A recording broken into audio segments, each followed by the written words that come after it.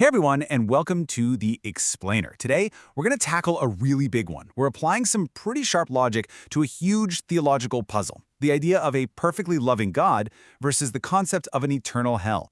We're going to walk through an argument that really challenges one of the most established ideas in religious thought. So right off the bat, here's the question that kicks this whole thing off. If we start with the premise of a truly, absolutely perfect God, does the traditional idea of hell even make logical sense? Can those two ideas really exist at the same time?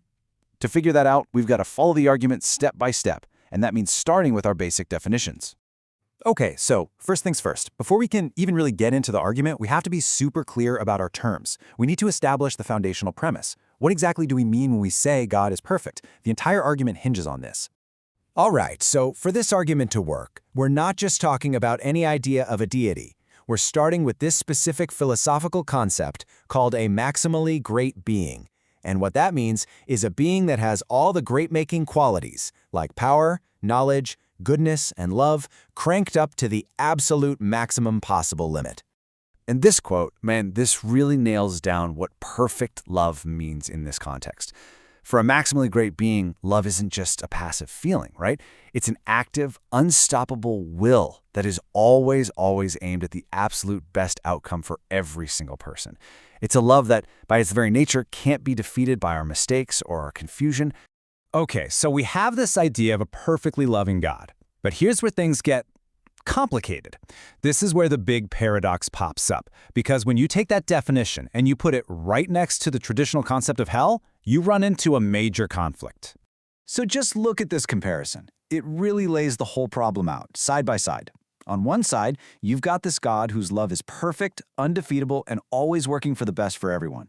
And on the other side, well, the traditional view of hell presents a reality where that love has ultimately failed for a lot of people, resulting in this permanent, unhealed ruin.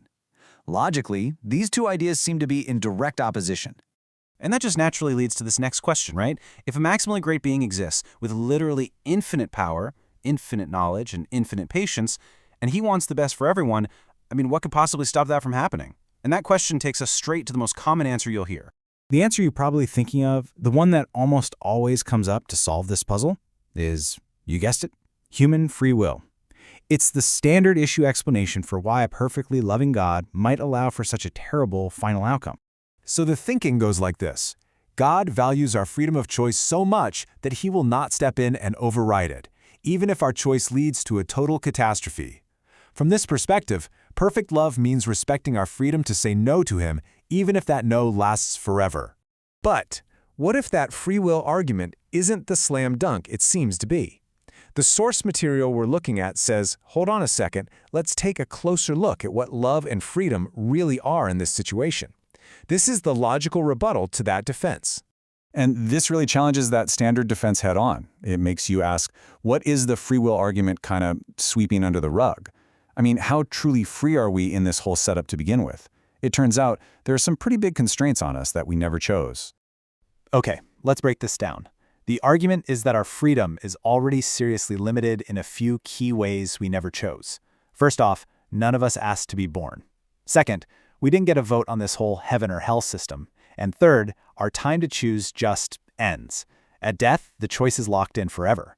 So to say God never overrides free will, well, it seems a little strange when you realize the whole game has these massive, unchosen rules. And beyond that, this argument pushes for a totally different way of thinking about what perfect love does. It's not this passive, hands-off policy. Real, active love, the kind a perfect being would have, it heals. It corrects our misunderstandings and lies we believe. It works to soften even the hardest hearts. It persuades patiently. It doesn't coerce. And this right here, is the absolute knockout punch of the rebuttal. The idea that God patiently heals someone until they can see things clearly and freely choose what is good, that isn't taking away their freedom. The argument is that that is the ultimate form of freedom. True freedom isn't the ability to stay broken and confused forever. It's the ability to become whole and choose the good with perfect clarity. Okay, so we've taken apart the main counter-argument. So where do we go from here? Well, the source suggests that the most logical conclusion is actually the simplest one. And to get there, we're going to pull out a classic tool from the philosopher's toolkit, Occam's razor. You've probably heard of it.